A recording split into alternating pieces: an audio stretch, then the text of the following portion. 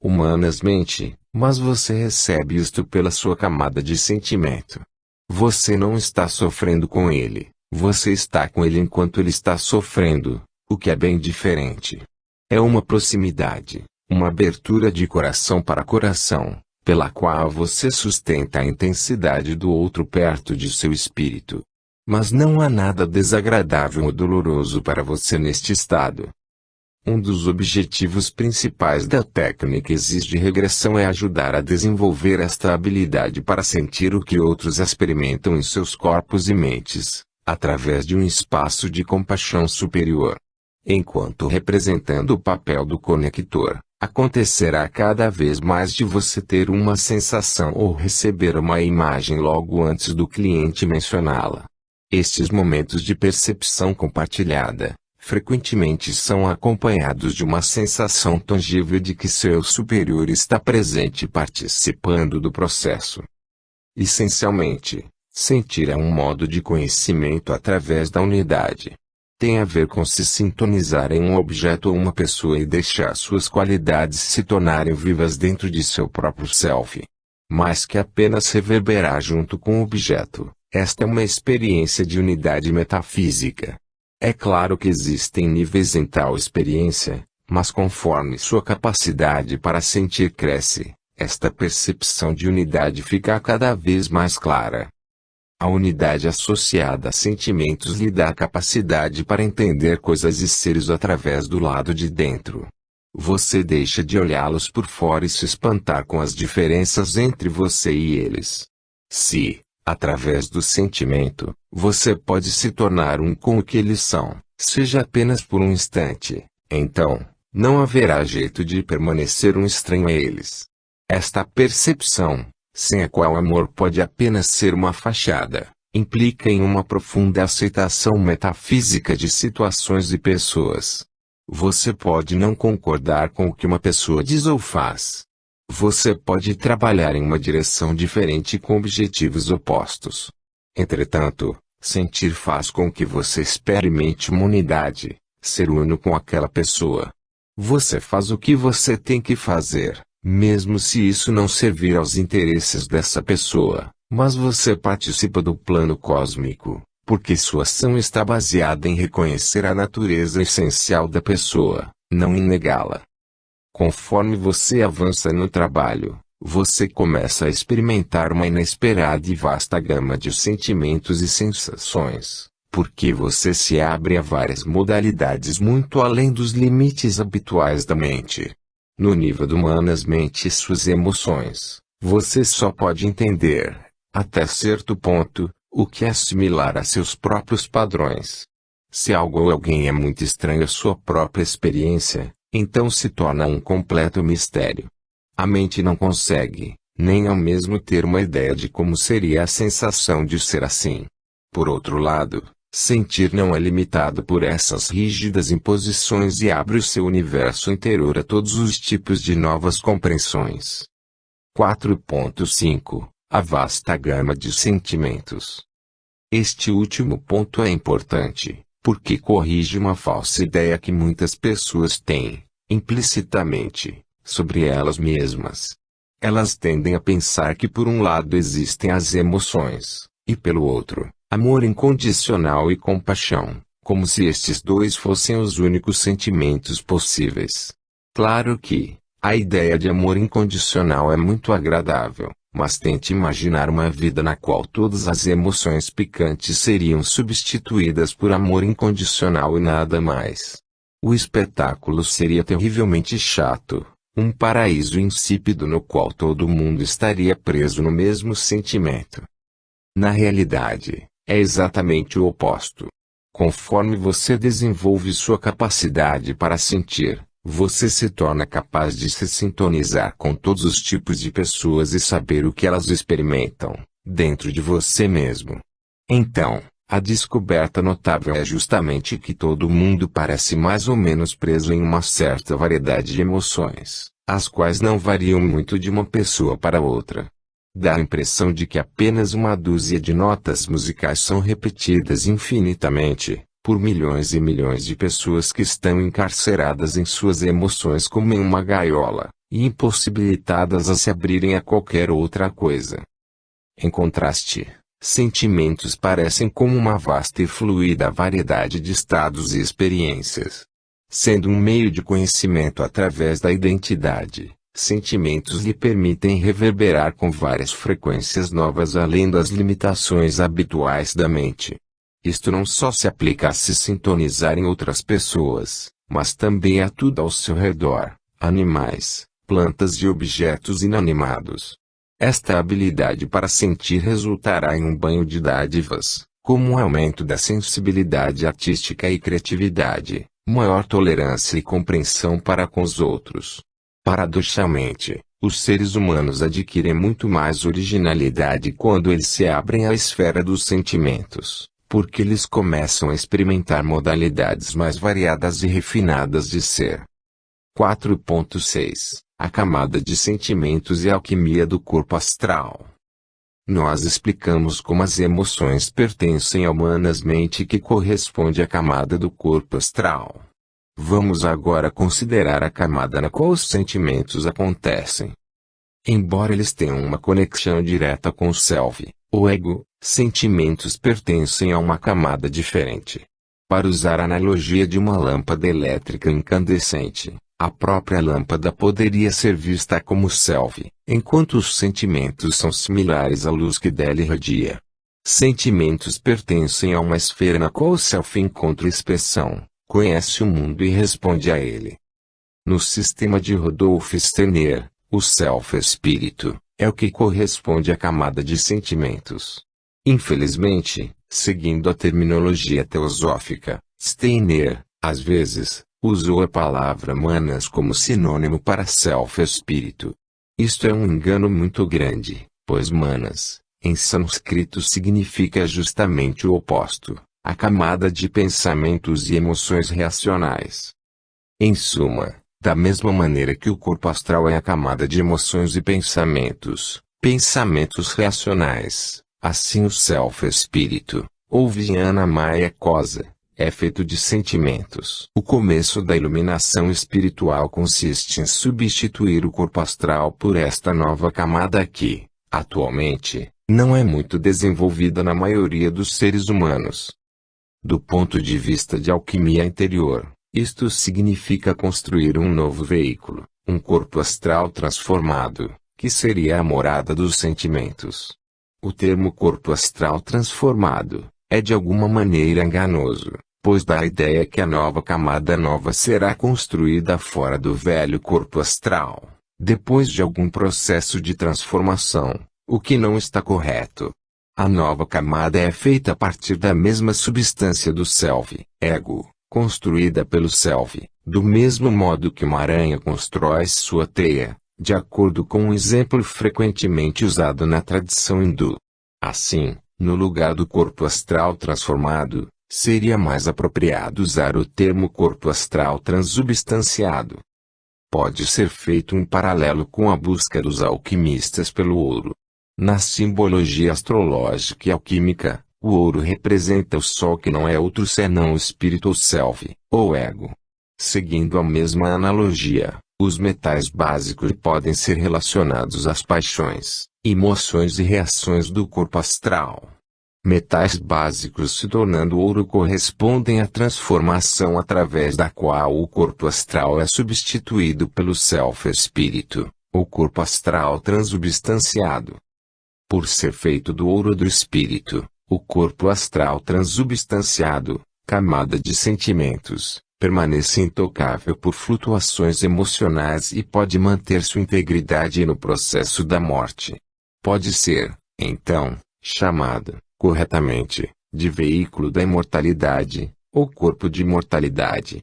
Esta não é, contudo, a imortalidade física, para a qual várias outras camadas teriam que ser transformadas. Entretanto, o corpo astral transubstanciado é um veículo através do qual a transição da morte pode ser feita com completa consciência, e a consciência e as experiências desta vida podem ser mantidas e podem ser transferidas para a vida seguinte sem a desintegração astral, que normalmente acontece com a morte. A perspectiva das técnicas Clairvision é estritamente alquímica. Um objetivo central da Isis é ajudar a discernir entre emoções e sentimentos, a fim de começar o trabalho de transmutação do corpo astral no ouro alquímico, o corpo astral transubstanciado. Capítulo 5. Sanskaras e meditação. 5.1 A conexão do macaco. Era uma vez um homem que vivia na Índia que ficou muito entusiasmado em achar seu self e decidiu achar um mestre e alcançar a iluminação espiritual. Ele inquiriu sobre todos os gurus do estado, até que lhe contaram sobre um que era famoso como o mais sábio e o mais iluminado de seu tempo. Lá foi ele, então, para o templo deste homem santo.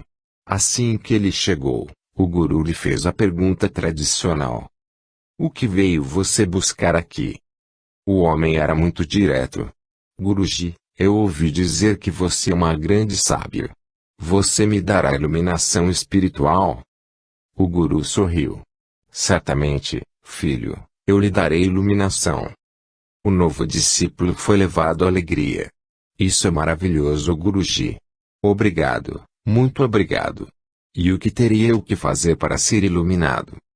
Apenas vai e se sente debaixo daquela árvore e medite. E o que eu terei que fazer para meditar? Nada, filho.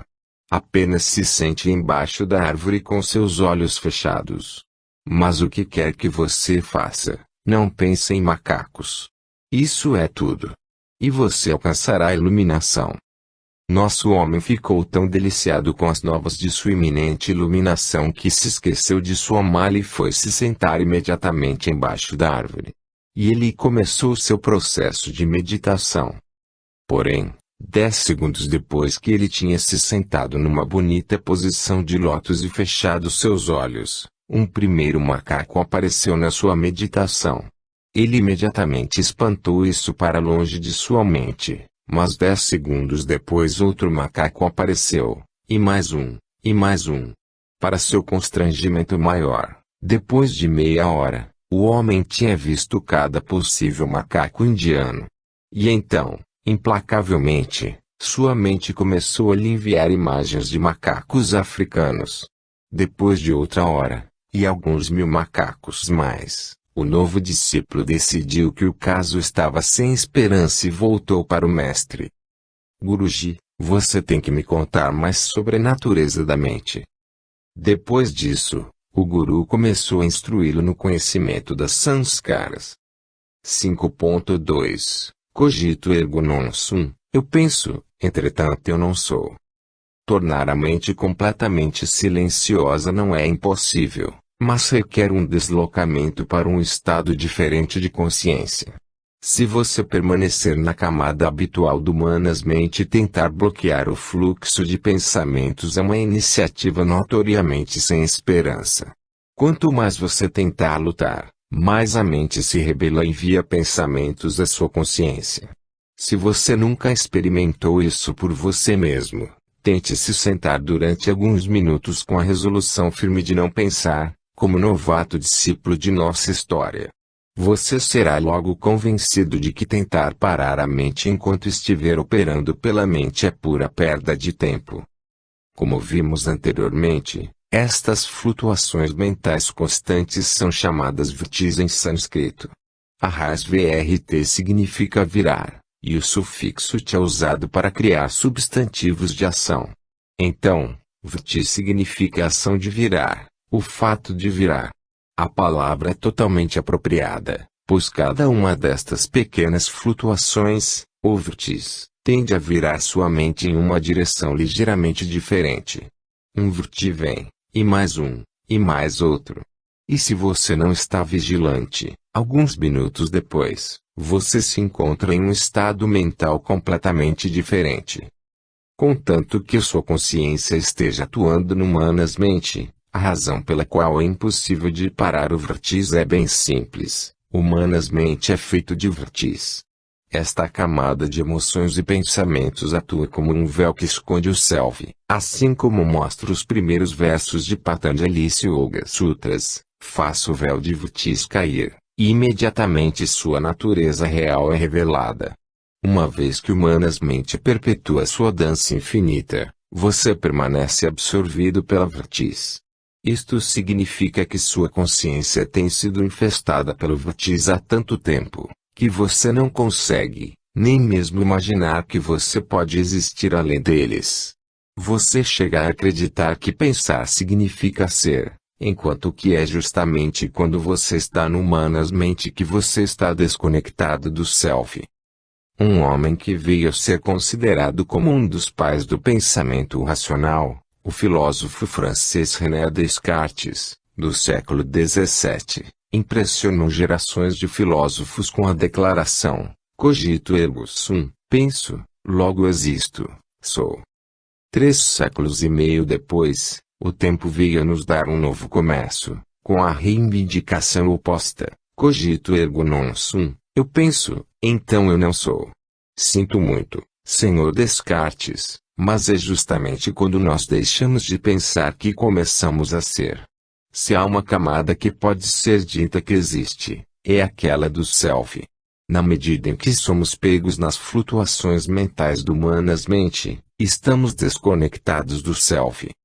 Mais uma vez, isto não significa que o propósito deste trabalho é erradicar qualquer forma de pensamento, mas mais propriamente, substituir os pensamentos mecânicos e incessantes da mente racional pelo pensamento luminoso do transformado, ou transubstanciado, corpo astral.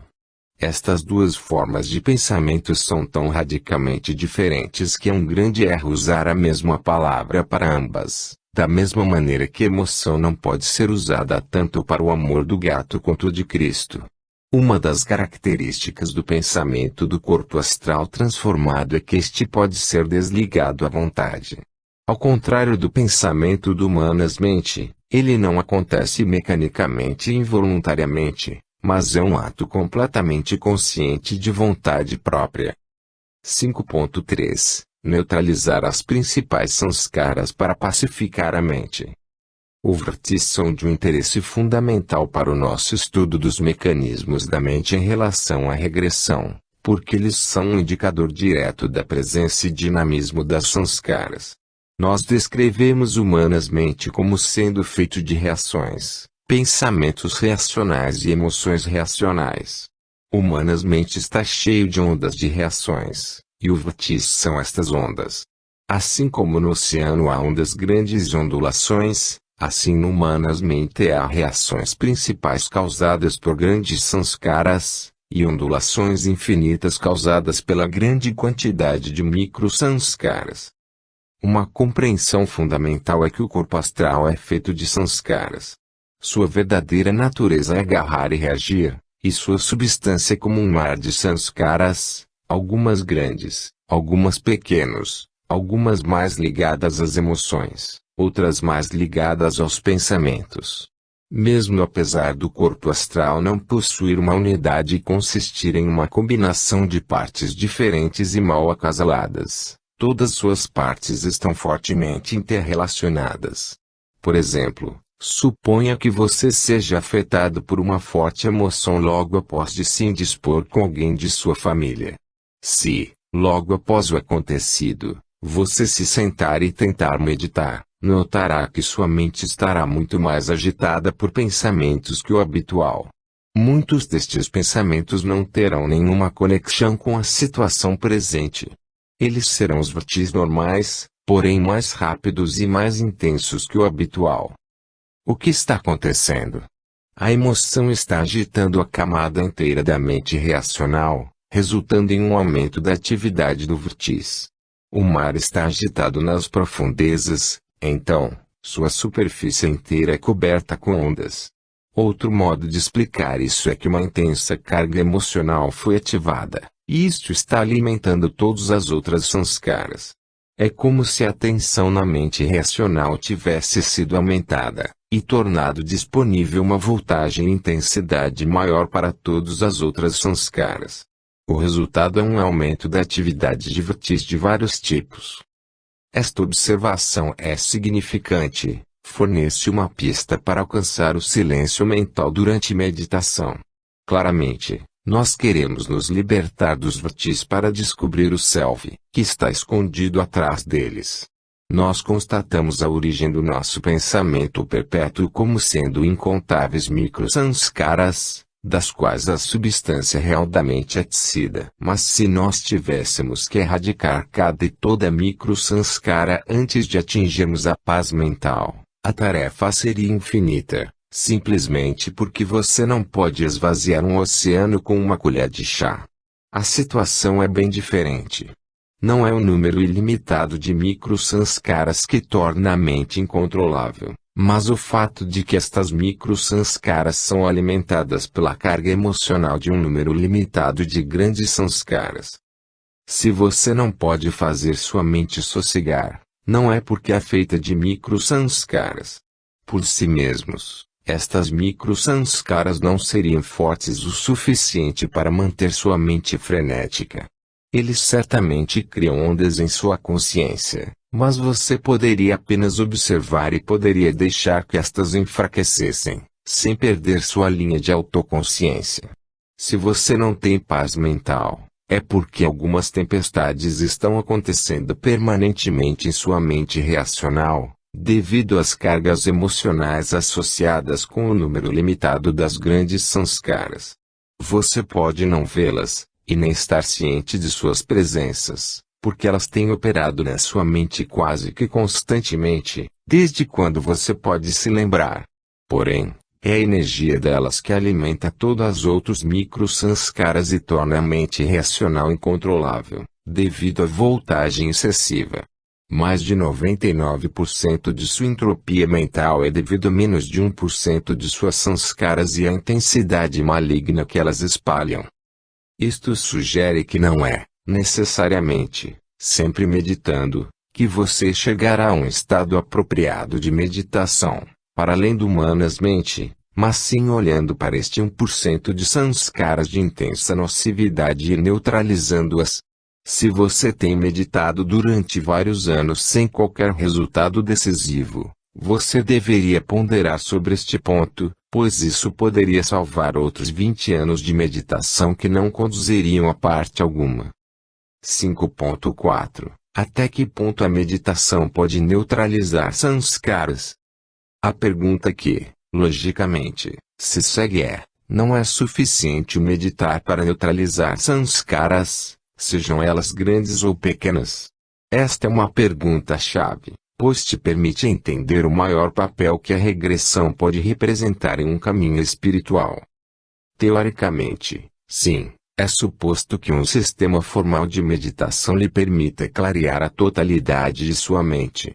Alguns sinais indicam que uma liberação está acontecendo, por exemplo, quando você começa a sentir contrações musculares, ou quando certas atividades emocionais ou mentais estão acontecendo enquanto você medita. Isto pode significar que você está liberando alguma sanskara. Claro que, a pessoa não deveria ser muito otimista sobre este último ponto. Infelizmente, não é suficiente alguém ter a mente agitada por pensamentos para se ter certeza de que está liberando uma sanskara. Entretanto, de modo geral, mesmo sem sentir nada nos músculos ou atividade mental especial, a direção geral da meditação é liberar tensão, ansiedade e sanskaras. Cada vez que você se sente e medita, algumas sanskaras são libertados e neutralizados. Na prática, porém, a situação está longe de ser tão simples, devido a vários fatores importantes. Primeiro, você normalmente medita só 1 ou 2 vezes por dia. Até mesmo se você meditar 2 horas 2 vezes ao dia, que já é bem respeitável, é bem fácil para sua mente esconder as sanskaras principais durante a meditação e deixá-las soltas durante as restantes 20 horas. Esta é uma sutil advertência às pessoas que acreditam que é suficiente meditar 2 vezes ao dia para alcançar uma grande transformação espiritual, sem ter que manter qualquer consciência particular o resto do tempo. Humanamente é exibicionalmente inteligente, e se você oferecer qualquer oportunidade para que ele o engane, você pode ter certeza de que será pego. Nada é mais fácil para humanas do que fazer um acordo com você, do tipo, eu lhe darei uma linda paz na meditação, 2 vezes ao dia, e você me deixará livre o resto do tempo para jogar os meus jogos. Você não pode encontrar um exemplo melhor que este para o tipo de prática espiritual que acontece há 20 anos sem qualquer abertura decisiva. Pode haver melhorias em sua memória, na sua qualidade de sono e na sua pressão sanguínea, porém, os mesmos resultados poderiam ser alcançados com algumas posturas de Hatha Yoga e um pouco de relaxamento. As grandes transformações espirituais nunca acontecem, simplesmente porque as maiores sanskaras permanecem intocadas durante o processo. A situação fica bem diferente se, além de sua meditação diária, você se propõe a permanecer consciente e observando as reações de sua mente de manhã até a noite. Desse modo, é muito mais difícil para a mente racional te manipular com sanskaras, sem que você perceba o que está acontecendo. Até mesmo se você pudesse permanecer permanentemente ciente, ou se você pudesse meditar de manhã até a noite, o fato é que as maiores sanskaras surpreendem sua capacidade de se encapsular e proteger a si mesmos. Se uma experiência foi traumática o suficiente para deixar impressa uma importante marca sanskárica, a mente racional usará qualquer truque possível para ocultar a impressão e torná-la inacessível para sua consciência. A natureza do Manas-mente é tal que fará qualquer coisa para evitar enfrentar suas próprias contradições. Para isto, usa uma variada gama de mecanismos de proteção. O paradoxo é que em muitos casos, os mecanismos protetores acabam sendo, significativamente, mais dolorosos, custando mais energia do que seria necessário para achar a fonte do problema e digeri-lo a partir do nível de autoconsciência. Assim, cada vez que você se aproxima para ver uma sanskara, a mente desvia a sua consciência. Se nada drástico é feito, esta situação pode se perpetuar por anos e anos de meditação. Você, certamente, liberta sanskaras durante a meditação, mas, usualmente, apenas as menores, as principais permanecem intocadas. Fundamentalmente, técnicas de meditação têm como objetivo desenvolver autoconsciência, e, em certos casos, construir os corpos sutis. Porém, elas não são especificamente projetadas para colocá-lo em contato com as sanskaras. Para ilustrar este ponto, eu usarei o exemplo de um barco, e a força que é preciso para movê-lo. Você pode passar 1 hora remando diariamente, se o barco estiver ancorado. 20 anos depois, você ainda estará no mesmo lugar. Meditação é um processo que faz com que você se mova em direção à luz de maneira geral, sem se concentrar, especificamente, nas amarras que o mantêm preso. O exemplo do barco revela que a solução não é só remar, mas livrar-se da âncora. Claro que você poderia pensar em outra solução. Você poderia puxar o barco com tanta força que as amarras da âncora se arrebentariam. Isso significaria um aumento tão grande do poder de sua meditação, que nem mesmo as maiores sanskaras não poderiam resistir, e explodiriam em sua consciência. O problema é que para alcançar tal intensidade de meditação, você, primeiro, teria que se livrar de suas maiores sanskaras, pois elas são o principal fator limitante. É obviamente um círculo vicioso. Até mesmo se você se tornasse um asceta por tempo integral e não fizesse nada além de meditar por meses, de manhã até a noite, o que lhe permitiria, possivelmente, alcançar a intensidade exigida no exemplo acima, ainda haveria algo conceitualmente errado em exaurir sua energia tentando mover o barco enquanto ancorado. Por que não levantar a âncora primeiro, e então, ir para onde quiser? Assim que um punhado de alta carga emocional sanskárica é neutralizado, sua mente se torna, de repente, incomparavelmente mais serena, permitindo um maior aprofundamento da meditação. Outro ponto que deve ser claramente entendido é que a influência das sanskaras se tornou muito mais forte do que costumava ser algumas gerações atrás. Em relação ao nosso exemplo, não é apenas uma corda, mas dúzias, se não centenas de cordas que nos mantêm ancorados perto da orla, e as amarras vêm se tornando ainda mais sólidas. Particularmente, as técnicas de meditação importadas pela maioria dos mestres orientais haviam sido projetadas para discípulos cujas emoções não eram, certamente, tão rudes e violentas quanto as nossas hoje no Ocidente. Alguns séculos atrás, na Índia, um asceta provavelmente poderia se engajar na prática espiritual sem ter que se preocupar se seus bloqueios emocionais iriam suprimir a intensidade de sua meditação. No entanto, os tempos mudaram. O nível geral da neurose das pessoas aumentou em tal proporção que se tornou irreal negar a dimensão psicológica em um caminho espiritual, e tentar alcançar esclarecimento sem trabalhar sistematicamente na erradicação de padrões emocionais prejudiciais. Eu certamente não estou sugerindo que a regressão devesse substituir a meditação, mas combinando os dois, muito tempo e esforço pode ser economizado em um caminho espiritual. A condição presente do corpo astral humano é tal que, não lidando, especificamente, com sanskaras, você se coloca na posição de tentar remar o barco sem elevar a âncora. 5.5 A manifestação das sanskaras na meditação. Há muitos modos através dos quais as sanskaras se manifestam enquanto você está meditando, já que todas as reações do humanas mente derivam de sanskaras. A parte das ideias sobre meditação, deixe-me chamar sua atenção para dois mecanismos particulares. Um modo comum pelo qual as sanskaras se manifestam durante a meditação é através da dor em várias partes do seu corpo. Se você se dedicou a meditar por longos períodos, por exemplo 5 horas ou mais por dia, durante pelo menos uma semana, você terá notado que numerosas dores apareceram, às vezes nas áreas mais inesperadas do corpo. Partes de seu corpo nas quais você normalmente nunca sente dor ou desconforto, tornar-se-ão terrivelmente dolorosas. Estes dores de meditação têm algumas características incomuns. Primeiramente, eles só aparecem durante a meditação, e normalmente cessam assim que você sai do estado meditativo. Em segundo lugar, frequentemente, elas são bem ilógicas. Por exemplo, você pode sentir uma dor repentina em seu ombro esquerdo enquanto sentando em uma posição que não tem nenhum efeito direto sobre esta parte de seu corpo. Em terceiro lugar, estas dores são extremamente teimosas.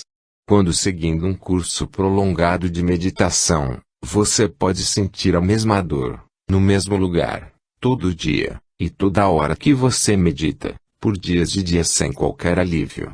Em quarto lugar, a característica principal destas dores é que elas aumentam com a energia da sua meditação. Quanto mais profunda sua meditação e quanto mais você se conecta com a energia, pior fica a dor. Tão logo você pare de meditar, a dor cessa. Estas dores da meditação vêm diretamente das sanskaras. Elas indicam que sua meditação foi profunda o suficiente para alcançar uma de suas principais sanskaras, e que a luta entre a sanskara e a luz está ocorrendo. Retornando ao nosso exemplo, você é o barco, a luz da consciência superior está te puxando, mas a sanskara está resistindo obstinadamente, como a âncora. Em muitos casos, isto pode durar anos. Cada vez que você constrói a energia da meditação, a dor reaparece. Cada vez você liberta a pressão da energia, por exemplo, se você deixar de meditar ou se você ficar irrequieto ao invés de permanecer conectado, a dor diminui ou para. O padrão torna-se especialmente drástico quando você se esforça para meditar de manhã até a noite durante algumas semanas ou meses. A intensidade da dor pode assumir proporções simplesmente insuportáveis. A menos que você passe por tal experiência, você simplesmente não pode saber quanta dor é possível sentir em seu corpo. Nesta fase, você pode, usualmente, perceber que a dor não é apenas física, mas acompanhada de um componente emocional. Mas na maioria dos casos, você não possui energia dinâmica para liberar esta dor, simplesmente porque sua meditação foi desenhada para levá-lo em direção à luz, não para lidar com sanskaras. No começo de uma sessão de exis, antes de entrar no estado regressivo, é bem comum clientes experimentarem dores deste tipo em várias partes do corpo. O termo técnico usado para estas áreas dolorosas é spot.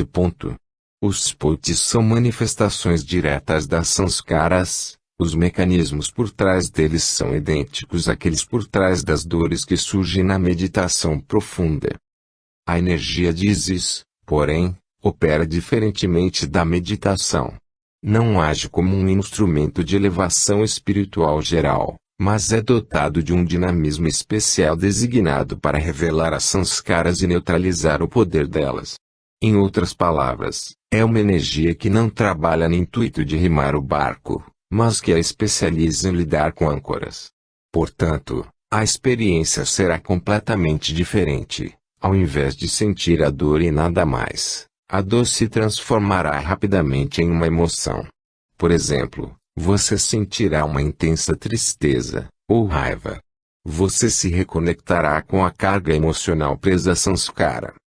Nesta fase, é comum a experiência onde a dor desaparece completamente, o que pode ser totalmente desconcertante para iniciantes.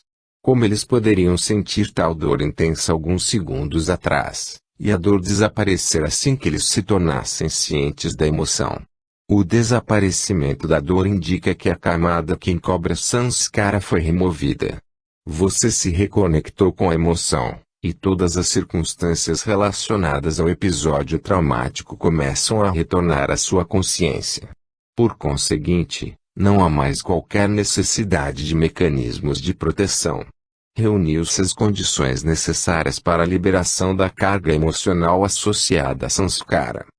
Desta maneira, meditação e regressão podem trabalhar juntos. Através da meditação, spots, sanskaras latentes, são revelados, e através da regressão estes são liberados. Estas liberações permitem uma qualidade mais profunda de meditação, na qual podem ser contatados sanskaras mais profundos, e assim por diante. Claro que você não precisa meditar para estabelecer contato com sanskaras. Apenas através da vida normal, observe suas reações, e as circunstâncias de vida provocarão muitas emoções que se relacionam às suas sanskaras. Porém deveria estar claro que regularmente, através da prática de meditação, você tem contato com assuntos muito mais profundos. Isto é porque as pessoas que praticaram muita meditação podem alcançar resultados muito rápidos quando elas passam por um processo de regressão. A meditação delas não apenas lhe permitem lidar com vários assuntos secundários, mas também estar em contato com os verdadeiros monstros das profundezas, as sanskaras com letras maiúsculas. Estas pessoas não têm acesso à energia dinâmica para lidar com essas sanskaras, mas conseguiram estabelecer contato com elas, o que já é um passo crucial no processo. Contrariamente, pessoas que já passaram por muitas regressões se surpreenderão ao descobrirem sanskaras completamente novas e inesperadas questões igualmente importantes, após experimentarem uma meditação profunda.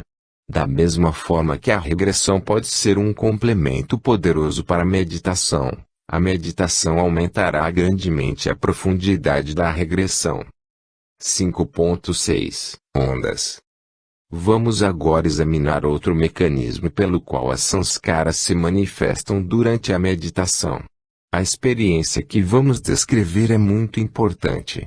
Dependendo da sua atitude, isso pode conduzir um grande progresso ou mesmo para erros ainda maiores. O mecanismo tem a ver com enormes ondas emocionais que, de repente, varrem sua consciência quando você alcança uma certa profundidade em meditação.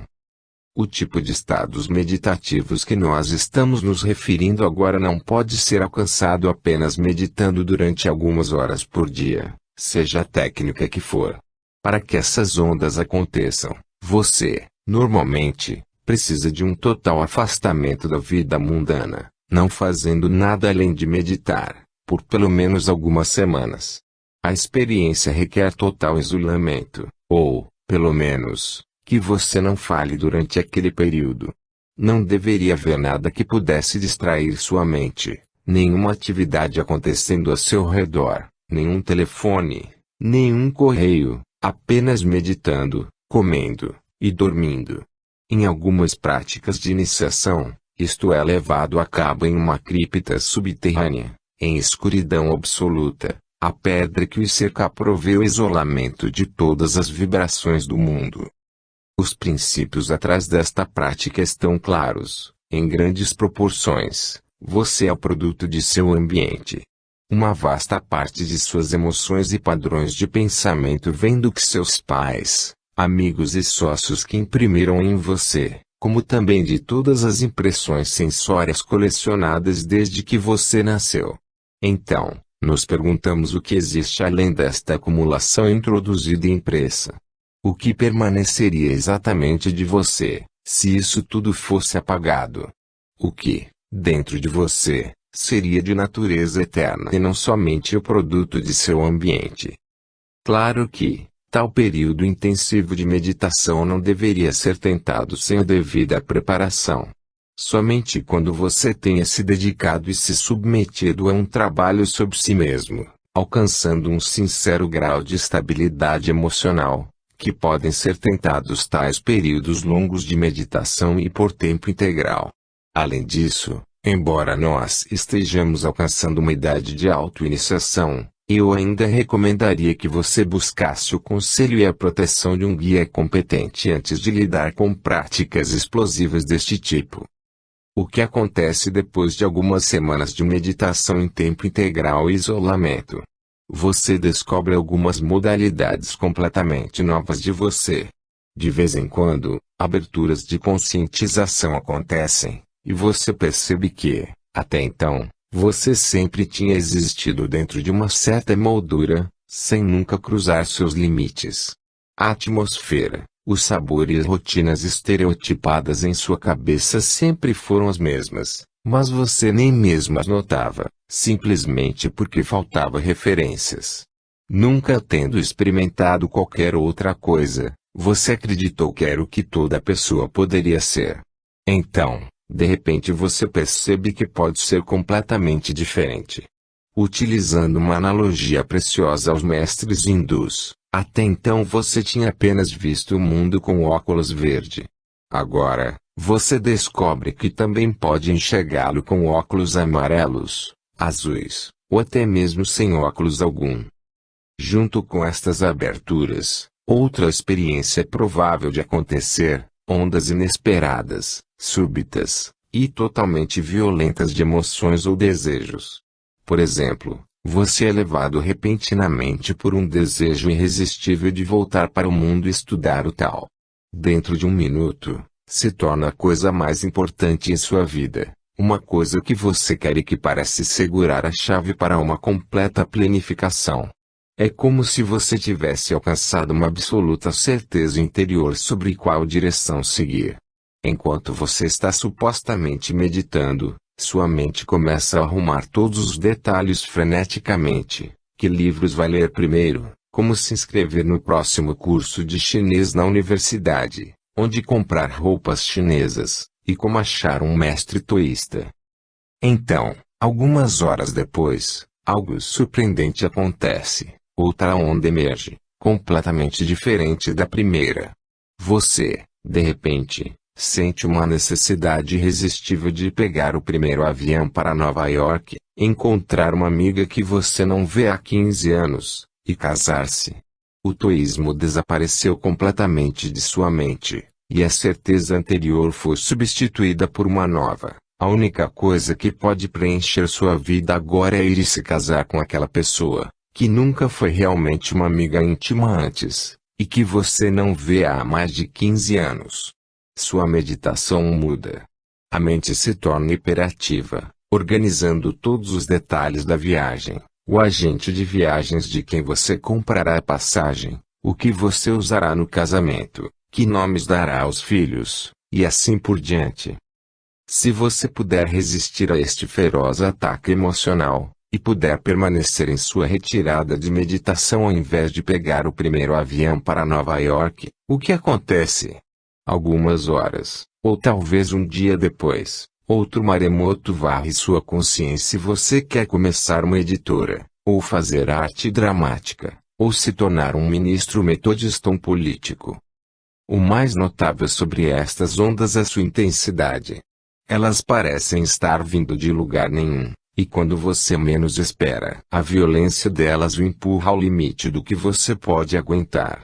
Você realmente tem que utilizar seus recursos mais profundos para ficar meditando ao invés de ser carregado embora por elas.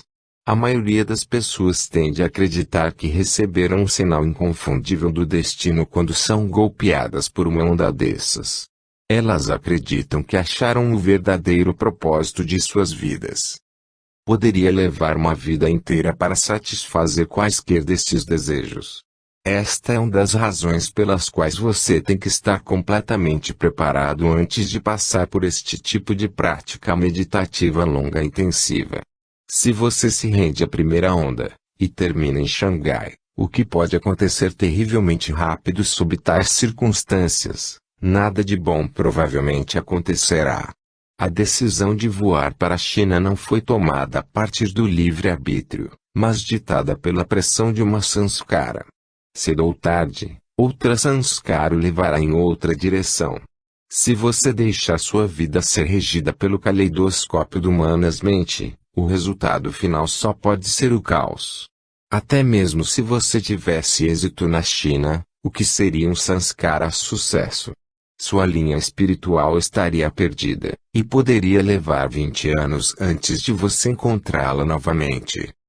Por outro lado, se você puder resistir às primeiras ondas e puder permanecer firme em sua meditação, as seguintes terão menos poder sobre você. Você poderá compará-las com as primeiras e se convencer que algo incomum está acontecendo. Entretanto, por mais bem preparado que você possa estar, você provavelmente será surpreendido pela intensidade cataclísmica destes desejos. Estes são os tipos de desejo que as pessoas regularmente sentem apenas uma vez a cada 20 anos, e que pode lhes fazer mudar tudo. Entretanto, em meditação profunda uma onda nova pode te abater diariamente, ou até mesmo a cada algumas horas. Tendo resistido a uma dúzia deles, por uma semana, você sabe que eles são o produto das samskaras, e então, fundamentalmente, uma fraude. Mesmo assim, você precisa de toda a sua determinação e da ajuda de Deus para não se render ao 13º. Finalmente, depois de um tempo que varia muito para cada indivíduo, as ondas param, e você descobre que se tornou uma pessoa completamente diferente. O modo como estas ondas o pegam e o deixam elétrico por algum tempo, antes de desaparecerem em um anticlímax e dar caminho a outra onda, deixa pouca dúvida sobre a real natureza delas, e origem. Estas ondas vêm de suas mais profundas e intensas samskaras. A maioria das pessoas não estabelece muito contato com estes samskaras maiúsculas durante a vida inteira. A pressão de sua meditação faz as samskaras explodirem em sua consciência uma após a outra. Nos termos do nosso exemplo, a força que puxa o barco ficou tão intensa que nenhuma amarra pode o resistir. O que muitos seres humanos não conseguem alcançar em várias vidas é completado em algumas semanas. Uma vez que o maremoto passe, o que se segue é a experiência de nascer de novo. Foram liberadas tantas cargas emocionais que sua mente ficou totalmente diferente, como se tivessem sido erguidos toneladas e toneladas de sua cabeça. Você apenas se reconhece. Sua vida ficou inacreditavelmente simples. 5.7 Não tome nenhuma decisão importante durante um retiro de meditação. Para ser capaz de lidar com tais ondas sem ser carregado, você precisa já ter feito um trabalho significante em suas samskaras. Quanto mais você tiveres observado, assistido suas próprias reações em situações diárias e procurado as fontes de seu comportamento condicionado, menos chance você tem de ser distraído pelas sereias, quando a hora de Deus vem. Nesse ponto, o trabalho de regressão é uma das melhores preparações possíveis para resistir à intensidade espiritual dos momentos de grande despertar, e evitar a primeira armadilha da sanskara. Dado a natureza desta ondulação sanskárica, é sábio não tomar nenhuma decisão de vida importante sempre que participando de um retiro de meditação ou de um intenso processo de regressão. Mesmo numa escala muito menor, podem ser ativadas ondas semelhantes de desejo. Se você se rendesse a uma onda dessa e tomasse decisões importantes naquele momento, você poderia lamentar amargamente mais tarde.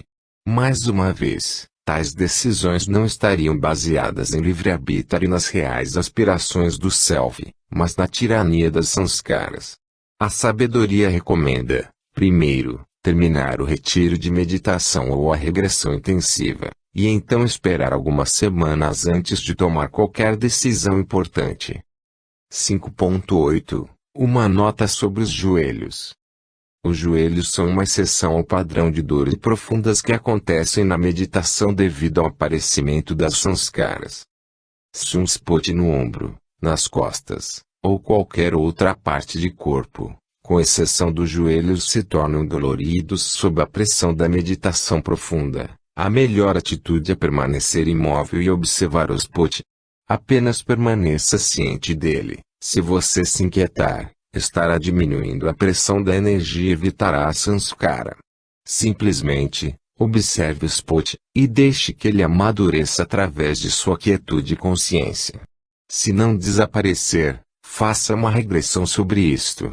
Em todo caso, você não danificará seu corpo permanecendo quieto e aguentando a intensidade criada por uma sanskara. Porém, se você estiver sentando em lótus, semi-lótus, ou qualquer outra posição de pernas cruzadas, a situação é bem diferente no que diz respeito a seus joelhos. Dê uma boa olhada em alguém na posição de lótus. O que acontece quando ele coloca o calcanhar perto da virilha? Não é a articulação de joelho que gira, é o quadril. Ao contrário do que a pessoa poderia pensar, e através da flexibilidade dos quadris que a posição de lótus é alcançada, não a dos joelhos. A articulação do joelho é feita de ligamentos minúsculos que não podem ser muito estirados sem dano. Se depois de meditar durante algum tempo você começa a sentir dor nos joelhos, é porque o quadril contraiu. O quadril girou para dentro, o que resulta em mais tensão para os ligamentos do joelho. Estes pequenos ligamentos são frágeis, e não é inteligente tentar forçá-los além de seus limites. Se você danifica um deles, poderá levar meses antes que você possa se sentar de pernas cruzadas novamente. A conclusão é que uma dor nos joelhos sempre deve ser respeitada. Se seus joelhos começarem a doer enquanto meditando de pernas cruzadas, mude de posição. Sente-se em uma cadeira se preciso. Suportar calmamente a dor para permanecer imóvel causa mais danos do que bons resultados. Capítulo 6 Sanskaras e desordens físicas. 6.1 Um exemplo de dor física criada por sanskaras. Estudo de caso. Lenka era uma empresária de 46 anos que veio me consultar depois de anos de uma séria depressão. Entre suas reclamações somáticas, que nada parecia aliviar, estavam as terríveis enxaquecas sentidas na testa, e fortes cólicas. Antes de vir a tentar a técnica ISIS de regressão, Lenka tinha buscado, sem sucesso, a ajuda de vários terapeutas. Logo após o começo da primeira sessão, um doloroso spot foi localizado na área esquerda de suas costelas. Como Lenka conectou mais profundamente com a energia, o spot ativou, repentinamente, a enxaqueca habitual e a dor intestinal com uma violência extrema. Deve ser grifado que em nenhum momento da sessão, eu toco a cabeça ou o abdômen de Lenka, e em nenhuma ocasião antes desta sessão de ISIS, Lenka sofreu algum desconforto na área esquerda de suas costelas. Depois de um momento de dor angustiante, trabalhando naquele mesmo lugar, a qualidade da vibração no quarto, de repente, mudou, E Lenka começou a reexperienciar um episódio com uma intensidade particularmente vívida. O que você está sentindo? Estou com frio, com muito frio. Lenka está tremendo de frio debaixo de uma pilha de cobertores. Algo muito grande caiu em mim e me enterrou. É uma pedra. Minha cabeça dói. E há fogo. Muitas pessoas estão sendo mortas. Cenas de devastação. Houve um terremoto e agora há o fogo, mas eu estou enterrada debaixo da pedra. Dessa forma, não estou sendo queimada. Agora tem água vindo. O fogo acabou. Eu não posso me mover porque estou enterrada debaixo da pedra, e a água está me cobrindo. Oh! Está terrivelmente frio. Lenka está tremendo mais do que antes. Está gelado, um frio totalmente congelante, gritando, o bebê. O bebê está morrendo. Sou eu debaixo da pedra, mas eu estou grávida de um bebê. Oh! Dor. É como se eu estivesse sentindo a dor habitual do meu estômago ao mesmo tempo. Você quer dizer é igual às suas dores intestinais? A mesma. O bebê está morrendo, inundação de lágrimas. O bebê está saindo e não tem ninguém para ajudar. Oh! Eu queria estar morta. E dói parir o bebê, soluçando, está morto. Eu sei que o bebê está morto. Oh! Eu sinto a intensa enxaqueca novamente, gritando, dói. Dói. Minha cabeça está rachada, aberta, um racho totalmente aberto. Dói. É horrível. Meus cérebros estão saindo. Está aqui, indicando o lugar em sua testa onde ela normalmente tem enxaquecas, minha cabeça tem uma fenda aberta aqui. A pedra esmagou minha cabeça. Eu queria estar morta. Parece que eu deveria estar morta, mas, por alguma razão, não estou. Oh Deus! Dói tanto.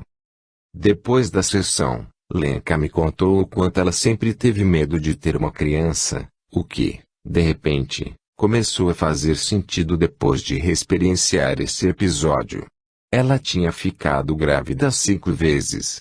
2 haviam sido abortados, enquanto os outros 3 terminaram em aborto natural. Os resultados desta regressão foram espetaculares. Dentro de alguns dias as enxaquecas e as dores intestinais caíram pela metade. Depois de algumas semanas e mais algumas sessões, as dores de cabeça tinham desaparecido quase completamente. A depressão começou a melhorar e Lenka se livrou de todos os seus medicamentos para dores, tranquilizantes e comprimidos para dormir. 6.2 Sanskaras não se manifestam apenas na mente. Neste capítulo, nós veremos como algumas sanskaras não apenas se manifestam por emoções e reações mentais, mas também por desordens no corpo físico. No último capítulo nós vimos que em meditação profunda, sanskaras, frequentemente, criam dor física em várias partes do corpo, e que semelhantes potes dolorosos são experimentados. Mas em a situação é diferente. Ao invés de sentirmos a dor sem jamais perceber o que está atrás dela, uma energia dinâmica é ativada, a qual revela a sanskara atrás dos potes. Na maioria dos casos, a dor para assim que o cliente se conecta com a emoção e as circunstâncias relacionadas a sanskara. Esta reconexão permite ao cliente neutralizar a sanskara liberando sua carga emocional. Estas experiências são de grande interesse, porque elas permitem que os clientes percebam por eles mesmos o quanto as sanskaras podem agarrar o corpo físico. A intensidade das manifestações físicas durante algumas regressões é tal que os clientes não podem ter muita dúvida sobre a interligação das sanskaras e o corpo físico. No exemplo acima, Lenka não podia acreditar que, simplesmente, apenas colocando energia em um ponto em seu peito, eu pudesse reproduzir suas enxaquecas e cólicas exatamente da mesma forma que ela sentia normalmente. Era uma demonstração clara que algo diferente de apenas fatores físicos estavam causando seus problemas. O conceito de doenças psicossomáticas, que significa a possibilidade de complexos mentais criando desordens físicas, Não é novo. A introdução da regressão em explorações psicossomáticas oferece um modo direto de achar a fonte real da desordem, frequentemente, bem além dos traumas da primeira infância. Por conseguinte, esta técnica permite liberações profundas e curas. A essência da regressão é voltar para as origens. Como nós veremos,